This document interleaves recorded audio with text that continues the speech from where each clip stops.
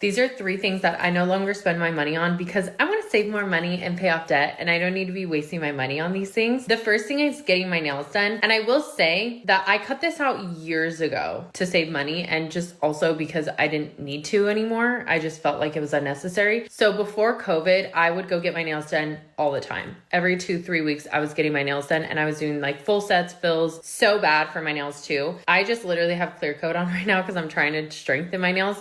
But I do my own nails. I'll do like gel X, I'll do just like glue on nails, whatever it is. And that saves me so much more money. The second thing is wasting money on makeup. During the YouTube beauty guru era, I spent so much money on makeup, and I spent so much money on makeup the past years, okay? Years. It wasn't until this year that I was like, okay, we're not spending money on makeup anymore. I do buy my everyday makeup still, and there are little splurges that I make, like my Laura Mercier loose powder. I'll buy that. I just got a Kosas concealer, but usually I get Maybelline, and then my Tarte blush. I think those are like my biggest high-end things that I purchase.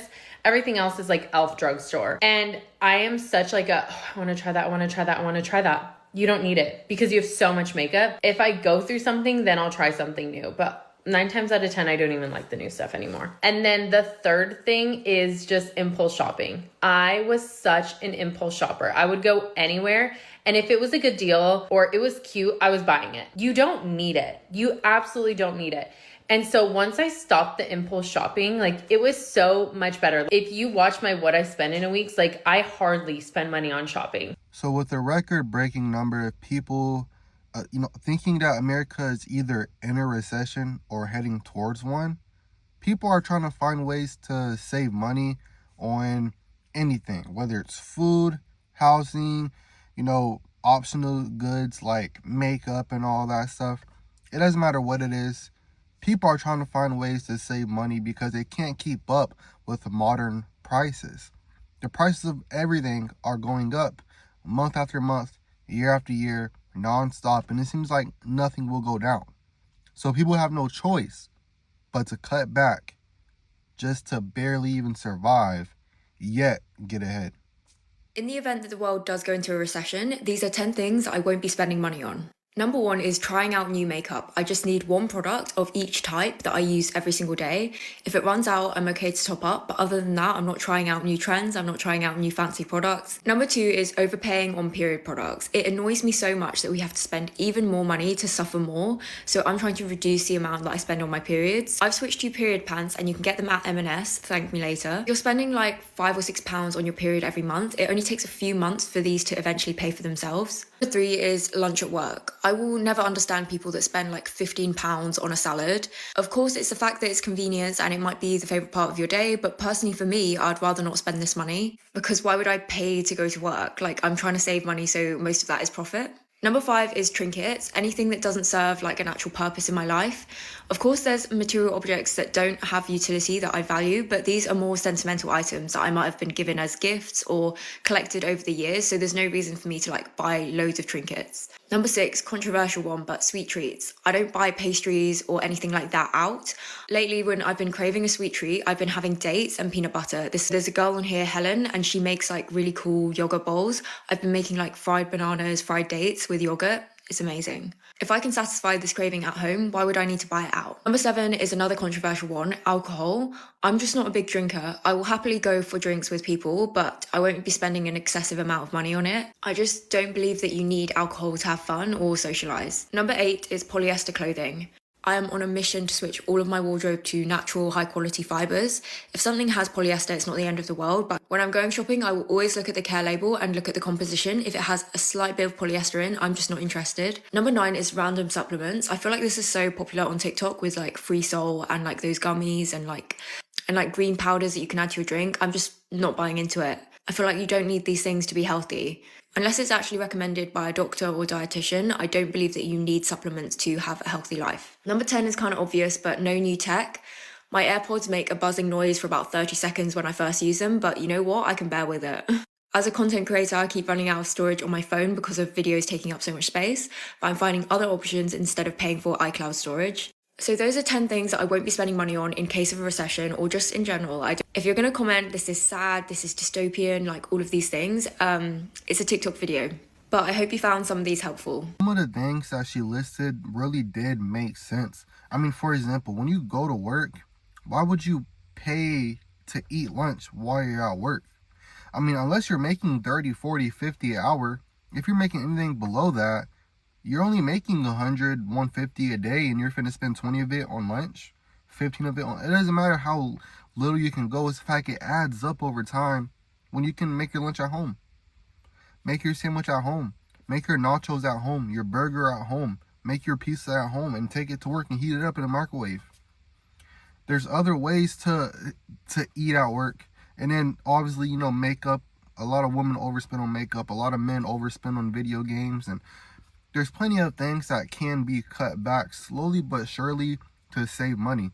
Because while yes, we might not necessarily be in a recession yet, if you can take that $5, $10 you would have spent on makeup, on food, on video games, and put it into a savings account, a high yield savings account, put it into some investments, put them some ETFs, some CDs, and you can get your money back out of it, you will let your money work for you instead of always depending on a job. You want to get to the point where you want to work, but it's not like if you get fired today, or if we're in a recession tomorrow, or something dramatic happens, you're not homeless the next day, the next week. That's the point you want to get to. And that's why cutting back expenses and spending that money elsewhere, like savings and investments, will definitely pay off in the long run. Here's one thing I stopped buying since being on my frugal journey. And I'm not a regular frugal girl. I'm a frugal girl with 4 pets.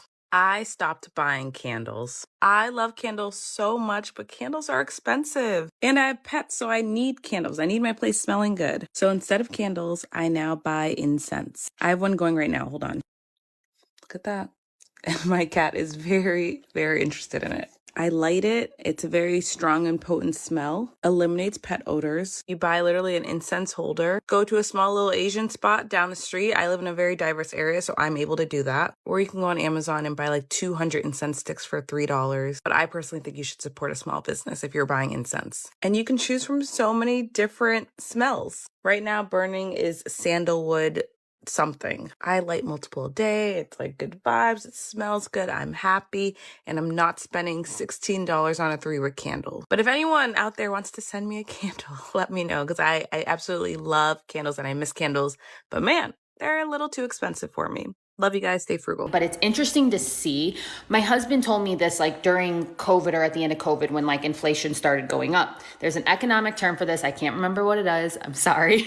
But basically there's a threshold that you're willing to pay for something. And it's interesting to see those thresholds. For me, I'm seeing them all the time now because things like that you didn't think about before are just so expensive that now you have to think about it. And it's maybe you do have the money, a little bit of money to afford that, but it's more of like the principle. You're like, yeah, but I just don't want to spend that much money on that particular thing. Let me give you an example.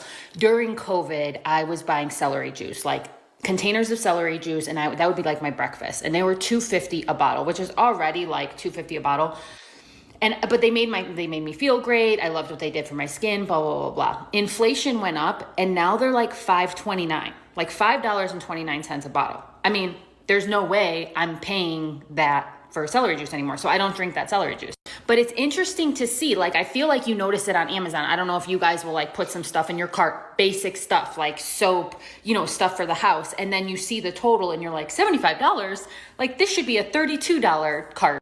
Anyways, I'm curious to hear what some of your things are that like have met the threshold and you're like, I used to love you, but I just will not spend that. Here are 4 things I stopped buying altogether. Number 1 are Airbnbs. It used to be a cheaper experience than a hotel and also unique, but these days they're super commercialized and they have cleaning fees and there are no amenities whatsoever.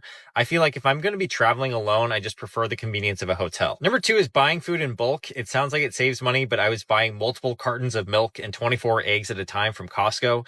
And if I'm buying food for just me, sometimes I don't even have enough time to finish everything before it goes bad. The number of times I poured expired milk down the drain was countless. Number 3 are extended warranties. So when you're buying electronics, they usually try to push these 3-year warranties onto you, but often they are really overpriced. They're just trying to capture your money up front. And sometimes the warranty won't even cover your specific problem anyway. Number 4 is paying for car insurance that I don't need. So I still need car insurance, but when I moved into the city, my driving dropped from 15,000 miles a year to 3,000 miles a year. So I just called up my provider and I was able to save $480 per year because my driving habits changed. Most people stay loyal to their provider for no reason. So just spend an hour, compare insurance rates. You can use free tools out there. It could save you a lot of money. And most Americans do spend a lot of money in places they don't even realize. When we're talking about, oh, well, Americans just go and buy the basic necessities, the bare minimum, and they still spend this much money, you can go even cheaper because you're buying the name brand basics, the name brand bare minimum. If you buy the off brand, save a little bit more money. That pair of tights you get from Lululemon, that Nike t-shirt that costs $45, that Lululemon tights that cost $60, you can get at Walmart. Get that pair of tights at Walmart for $12. That shirt at Walmart for $8. A plain black t-shirt, it costs like $5. You can get a pack of them. My mom got me a 6-pack of Nike t-shirts for like $12 off Amazon. If I would have got one black t-shirt with a Nike logo on it, it would have costed $25. But I got 6 shirts for $12. It's just finding little ways here and there where a logo doesn't matter. Certain name brand stuff don't matter. If you can save money in little places and once again invest it, save it up for an emergency, it will take you a lot further than you might expect. And I talk about a lot of this stuff on this channel every single day and make these kind of videos every day. So if you like that, make sure you subscribe. And let's go ahead and finish some of these clips. Companies or stores I'm not going to shop at anymore in 2025. First up is Savers, or I think on the West Coast it's called Value Village.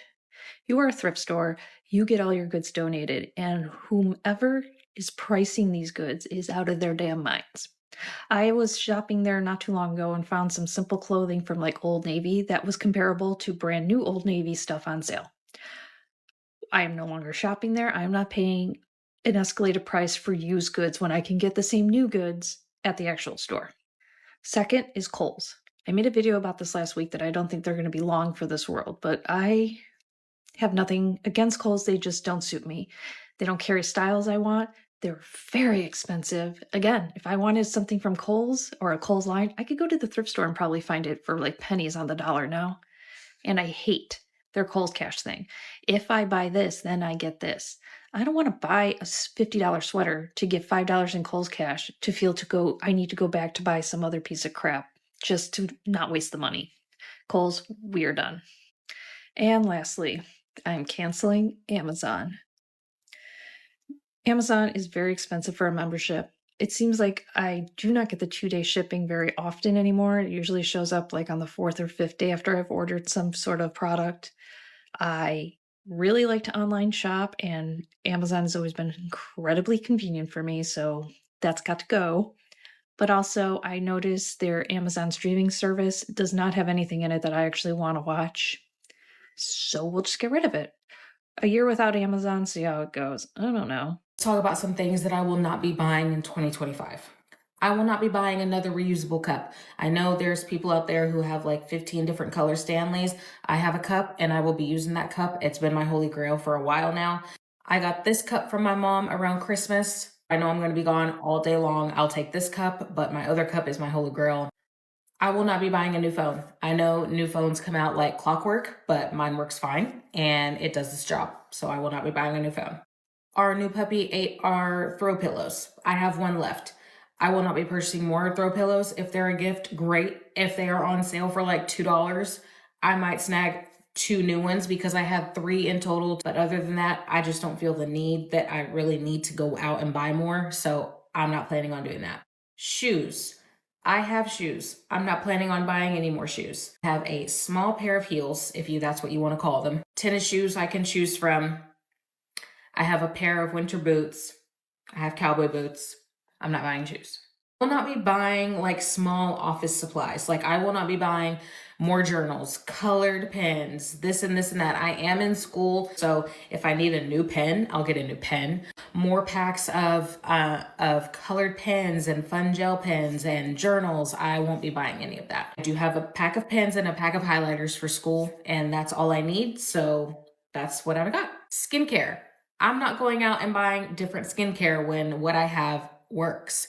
If it ain't broke, don't fix it. And I also will not be buying dryer sheets. We haven't used dryer sheets for years, and I just don't feel the need for them. And I feel like the clothes is dry and fresh after it's dried on its own.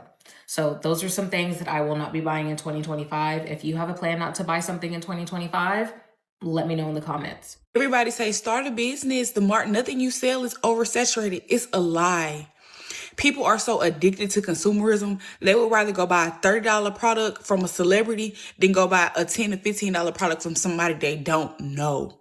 Which is why I'm in between getting a second job and investing in my business, but I don't know what I should do. I don't know what I should do, y'all. I created this product almost a year ago. Cute packaging. Lip gloss. I started the lip gloss business because a lot of people used to tease me about my lips, and I thought, well, what better way to come up with a lip brand to have everybody embrace the lips that they have?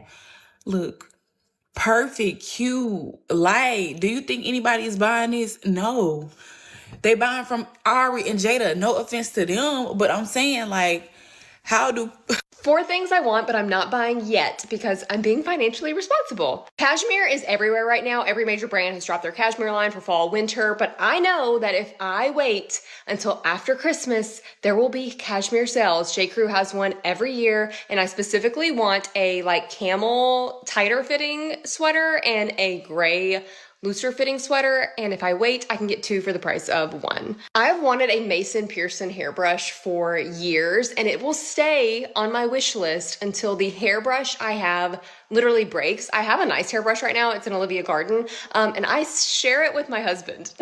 We share a hairbrush, and I still will not buy another hairbrush until I absolutely need one. 3 is a rugby shirt. Lots of affordable options in natural fibers, but it's one of those trends that I just need to admire because it's not something that looks good on me. I don't do well with bigger chunky prints. I'm more of a neutral tone, tiny print kind of girl. Lastly, something unfortunately TikTok influenced me towards, and it's the horse bag, specifically the Clementine bag. I have enough purses, but it is a beautiful leather bag at a very reasonable price point, and it will probably stay on my wish list for a while.